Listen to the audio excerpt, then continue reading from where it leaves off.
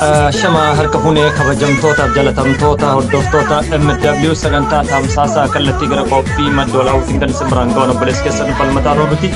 Akkuma armaan dura sagantaalee adda addaa isin qopheessaa turre biyya keessaayis namoota adda addaa kallattiilee adda addaatiin qeerroo adda addaa dubbisaa turre. Har'as immoo sagantaa addaa qabadhee isiniif dhiyaatee jira. Sagantaan addaa keenyarraa kan irratti fuulleffatu. Shamarran Oromoodhaa kanneen biyyoota adda addaa keessa jiran kallattii adda addaatiin kan isin biraan ga'aa turre ni yaadatama. Har'as immoo kallattiidhaan biyyuma Arabaa keessaa jechaadha. Biyya Dubaay Emireet irraa obboleettii teennaa Urjii Ahmad qabadhee isiniif dhufee jira. Kallattiidhaan immoo kan isin biraan geenu qophii addaati. Qophiin addaa keenyaadhaa shamarran irratti fuulleffata. Shamarran biyyoota adda addaa keessa jiraachuudhaan kallattiilee adda addaatiin hawaasa keenya keessatti kallattii adda addaatiin gaddaa fi gammachuu qoodamuudhaan akkasuma immoo fakkeenyummaa gurguddaa qaban kallattiidhaan qabadhee isiniif dhiyaadheen jira. Akkuma jalqaba irratti isiniif ibsuuf yaaletti ani qopheessaa sagantichaa falmataa roorrooti gara madda olaa'uu miidiyaatiin isiniin jedha. Mee kallattiidhaan gara keessummaa teennaattiin isin deebisa. Anis qopheessaa sagantichaa falmataa roorrooti jedheetiin kallattiidhaan isin beeksisuu danda'a. Hojii adda addaa irratti hojjechuudhaan ijoolleen Oromoodhaa biyyoota mirga namoomaa hin eeggamne keessa jiraachuudhaan kallattiilee adda addaatiin yeroo isaan biyyoota adda addaa keessa jiraachuudhaan bu'aa bahii adda addaa dhandhaman argaa turre. Har'aan tanatti immoo kallattiidhaan keessummaan tiyya qabadhee kan isiniif dhufee Urjii Ahmad jedhamti. Kallattiidhaan meesitti isin deebisa. Duraan dursee obboleettii tiyya Urjii Ahmad sagantaa gara MW'tiin yaamichi si goone kabajjee dhufuu keetiif galatoomi siin jedha. Mee daawwattoota keenyaan wal bariitii kallattiidhaan gara sagantaa keenyaatti deebina. Isinillee na affeeruu keessaniif galatooma. Maqaan koo Urjii Ahmad jedhama. Bakki itti dhaladhe godina Arsii aanaa Suudeeti. Bakki amma jiraadhu Dubaay. Kana. Galatoomi ulfaadhu akkuma argaa turtanitti shamarreen kallattiidhaan yaada ishee dabarfatte obboleettii teenna Urjii Ahmad. Urjii Ahmad kan jiraachaa jirtu biyya Dubaay jechaadha. Arab Emireet jedhamudha yeroo hedduu kan beekamtu keessadha. Mee kallattiidhaan Urjiin dhuguma dubbachuudhaaf biyya san keessatti akkamitti jiraachaa jiran Oromoon maal fakkaataa jira shamarran Oromoo maal fakkaatan kan jedhu mootu sagantaa kallattiidhaan isittiin isin deebisa. Dhuguma dubbachuuf hawaasni keenya biyyoota adda addaa keessa jiran kallattiilee adda addaatiin yeroo waliin jiraachaa turan argaa turre. Shamarran keenya mootu kallattiidhaan fakkeenyummaa guddaa qabani. Kanatti aansuudhaan mee Urjii Ahmad seenaa durdubee keetii maatii keetiin erga wal barreen boodatti sagantaa keenyatti deebina. Urjiin eenyurraa dhalattee eessatti dhalatteen gaafii jalqabaatii akkasuma immoo barumsa irratti akkam turte yeroo ijoollummaa keetii barumsa hanga kutaa meeqaa barattee jirti kan jedhu gaafii sirnaa waan taateef mee barumsa irratti haalli jiruu fi jireenya kee dudduuba maal fakkaata? Bakki itti dhaladhe yaa isinitti himee jira. Bakki itti dhaladhe godina Arsii aanaa Suudeeti. Kan irraa dhaladhe Ahmad Insaa jedhama. Bakki itti dhaladhe achuma ganda Ashmiraa Waafiqaa. Achuma guddadhee aga kutaa 8 achuma baradhe. Kutaa 8 booda gara biraa deeme. Bakki itti guddadhe bakka so asitti illee haa guddadhu garuu naannaa kan gudda deeme turee jira. Jireenyi akkana fakkaata. Mee naannoon itti dhalatan tokko waan ittiin beekamu qabdi. Qabeenya uumamaa bakki inni itti dhalatte sun maaliin beekama? Naannoon ati jirtu fakkeenyaaf qabeenya uumamaa qabaachuun mala akka daawwitiitti yookaan akka turistiitti wantoota fayyadan jira naannoo sanitti. Yaa jira namni kan beekne baay'ee jira. Naannaan itti dhaladhetti haroo qeerrollee naannaa sanii namni baay'ee beeku ta'uu danda'a. Haroo qeerroo bakki itti dhaladhetti beektii kiyyarraa kiiloomeetira muraasa soo dhaayinnes achis daawwannee jira yeroo daa'imummaa amma firraan fadhee jira. Laakiin bakki iddoo guddaa bakki yeroo ammaatitti dagatamee namni illee hin beekne haroo qeerrooti.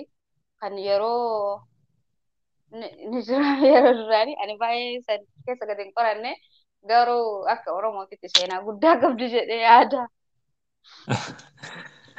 Eeyyangaa akkuma dhaggeeffachaa jirtanitti sagantaa tamsaasa kallattii kan isin biraan ga'aa jirru gara foddaa madda olaabuu miidiyaatiin anis qopheessaa sagantichaa akkuma jalqaba irratti isiniif ibsuuf yaaletti waa'ee keessaa shamarran keenya biyyoota Arabaa keessa jiraachuudhaan kallattii adda addaatiin yeroo hedduu hawaasa keenya rakkoolee adda addaa gargaaruu akkasuma manneen amantaa kiraa keessatti gargaarsa adda addaa irratti hirmaachuu akkasuma mootuu maatii isaanii gargaaruu irratti kan argaman irra hedduun isaanii ijoollee biyyoota Arabaa jiranidha.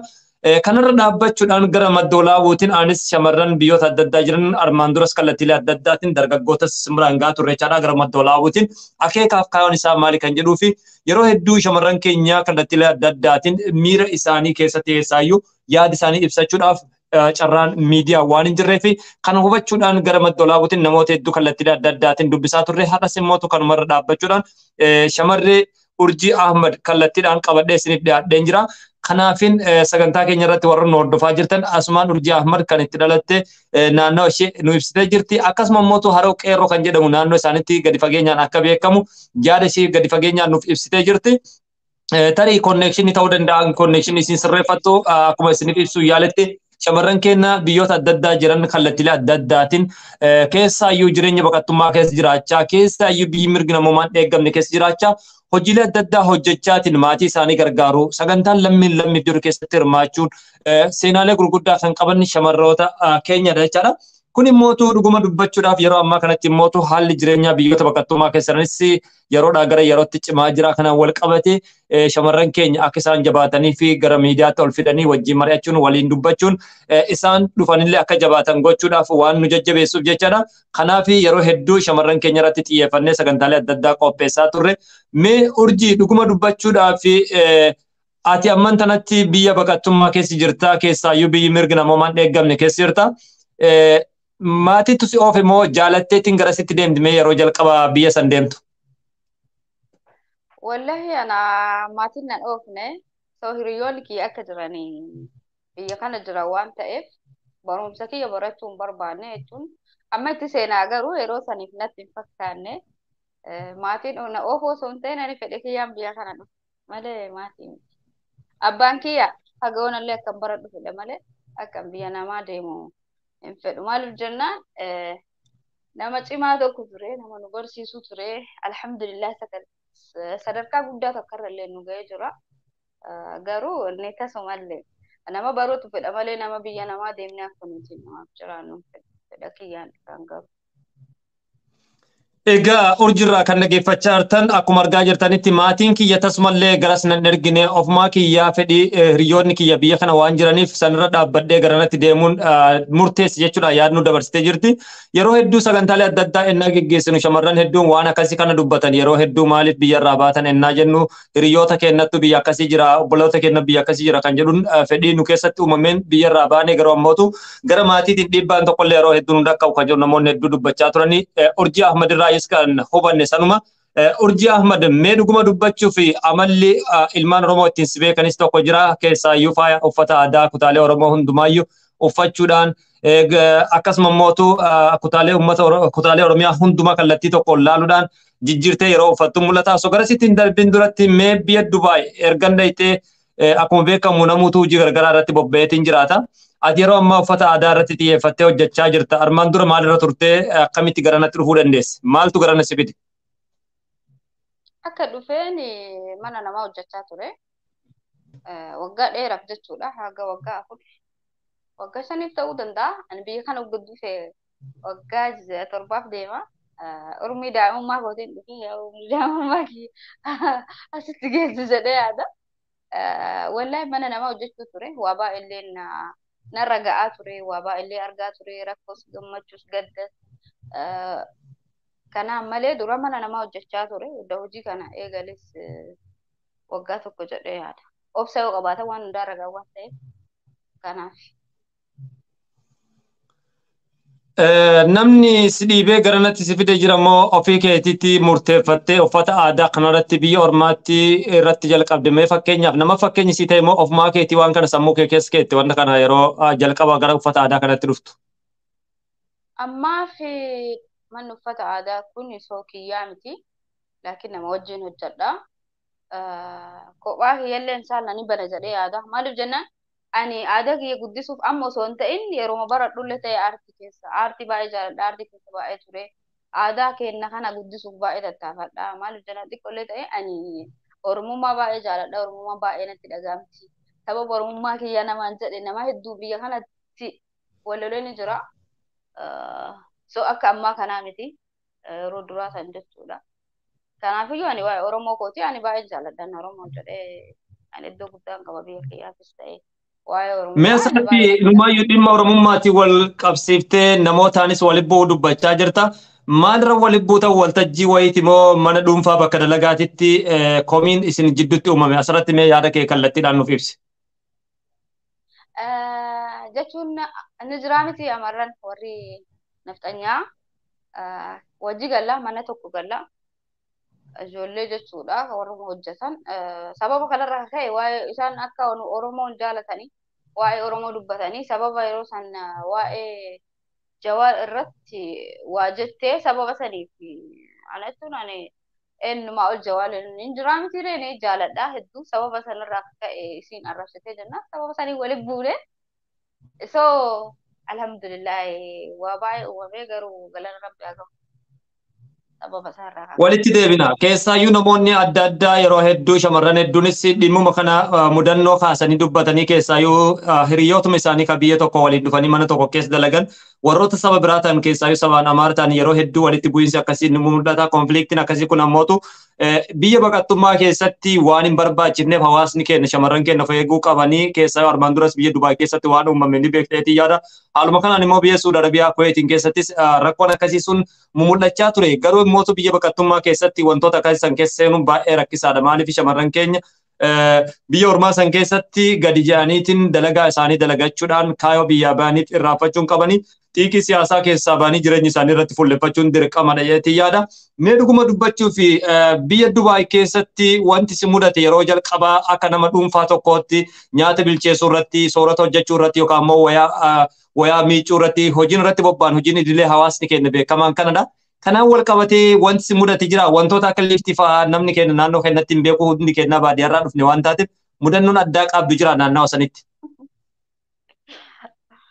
Wallahi ani akka dhufe ijoollee guddisaa ture. So anillee xiqqoodha.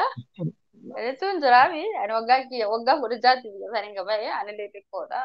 Ijoollee guddisaa ture. Sababa kanaaf ni jiraame waa baay'eedha. Ijoolleen biyya kana badduudha. So sirratti dhufanii biyya keenyatti immoo hin beekta. Sirratti fuudhiisi isaan waa akka nama dalgaas ilaala waan ati irratti hojjettu. Guyyaa wayii jechuun jiraame akka afaanis siif haarayaa afaan hin beektu. Baay'een jechuun Ingiliffa danda'a waan ta'eef sababa sanii wal beeyna malee ani jiraame muca'oo dha'ee akka biyya keenyaa ta'e. Kanarraa akka ka'e jechuun naa hubattee qaallitti illee baay'ee osoo nama biraa haa ta'u taate nama duraan achisii bira ture baay'ee rifattee turte garuu wallaahi alhamdulillah rakkoon baay'een jedheetti yaadu osoo mana koontiraataa jiru alhamdulillah garuu dabayee waraqaa dhuunfaa koo ibsadhe waggaa arfaffaaf deema waggaa furfixuufi achi osoo hin bahin dura rakkoo takkanarra ga'ee ture so sababa sararatanyaa wajjin waliin bu'ee dhimma sanii namaa wal qabadhee waa baay'eedha. So alhamdulillah garuu rakkoo baay'eedha biyya kana keessatti obsinee kan dabarsinu waa baay'ee jira. Ana isiniif hima jedhee yaada. Egaa galatoomii keessaayyuu umrii ijoollummaa kiyyaan biyya baqattummaa dhandhamadheen jira. Kun immoo kallattiidhaan na miidhee jira. Keessaayyuu waa hubachuu dhabiinsi kiyya bakka dalagaatti daa'imman illee walitti bu'aan ture kan jedhu yaadnu dabarsitee jirta.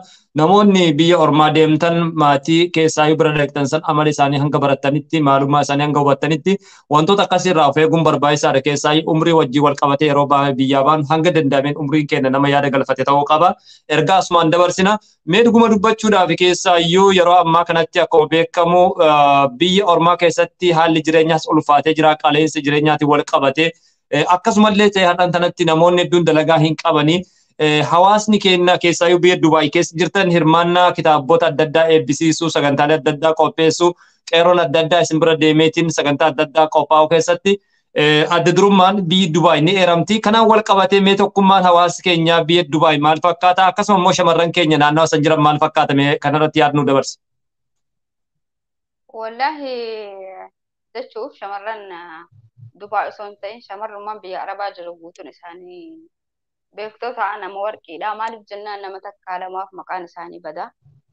Shamarran biyya kana jiru jechuun irra guddaa dhiira osoo hin ta'in shamarran beeki. Namni hunduu beeka jedhee yaada. kan masjiida ijaaru isaanii, kan waan maatii qarqaaru, kan waan baay'ee godhu isaanii, kan dhiira biyya kanallee nyaachisuu isaanii baay'isawwan waan biraa dhiisiti jechuudha. Kan dhiira biyya kanallee nama isaan godhu isaanii garuu ol baanii arrabsan malee. Bilis asumaa wanni dhaamadhu galata isaanii wallaalina hin arrabsina. Maal jennaan takka lama jedhee maqaan dhalaa hundaatu bada. Ijoolleen biyya kanatti kichuun osoo ala isaaniin argine arabni biyyatti darbuun jiru beeyte. Waggaa meeqa biyya kana gubatanii aduu kana agarre ijaa. Kan bilbila amma nuti bilbila lama sadii qabnaa kan bilbila nuti yaayyuu agarre baay'ee jira. Kan maatii ofii jijjiiruuf jedhee gubatee waa baay'ee hojjetu. Dhakaa baatee daa'imni irratti tuftee arabni arrabsanii ibiddaan gubuu deemanii waa baay'ee godhanii akka harree ayaaraa isaati. Aduun biyya kanatti wallaahi viidiyoo wayii isinii gadhiisa. Ani sagandii takka mana ba'ee mana kana hojii seenu haqqa an ta'e. Kana keessa isaan gubata kana keessa ala xaragaa maal jedha waa baay'ee jira. Sila kana ta'eef ani waliigalatti ijoolleen biyya arabaa hunduu Dubaay osoo hin ta'in anaaf warqiidha dubartiin beeki. Maaliif jennaan anillee waan argeef waa baay'ee keessa darbee as waan ga'eef hedduun isaan kabajaa soo ka jiraatanis kanu arrabsiisanis isaanillee yookaan jireenyi isaanii sun akka badaa ta'eeti malee lafaa ka'anii miti. Kanaaf anaaf dhiira wallaahi laazim ijoolleen biyya arabaa jechuudha dubartiin. Keessaayyuu waa'ee shamarran biyya Dubaay si gaafadhee jennaan lakkii shamarran biyya Dubaay qofa fakkeenyummaaf hin fudhadhu kan jedhu yaadna dabarsitee biyyoota arabaa hundumaa Dubaay, Kuweetii fi akkasuma biyyoota akka Beerut, Oomaanii fi isaan kan biroos jechaa Suudi Arabiyaas dabalatee hundi isaaniitu shamarran keenya gootadha. Kallattilee adda addaatiin isaan yaada isaanii ibsuu nan danda'a garuu ammoo hanqina yeroo irraa kan ka'e gorsa dabarsitee fi jirti aduu keessatti dadhabanii kallattilee adda addaatiin boba'ii adda addaa keessa darbanii sadarkaa kana ga'anii kanaafuu ammootu kabajamuu qaban jechaa jirta. Mee dhuguma dubbachuudhaaf keessaayyuu yeroo adda addaatti hawaasni keenya Dubaayitti yoo deebine sagantaan irraa shamarran keenya naannoo Dubaay jira irratti.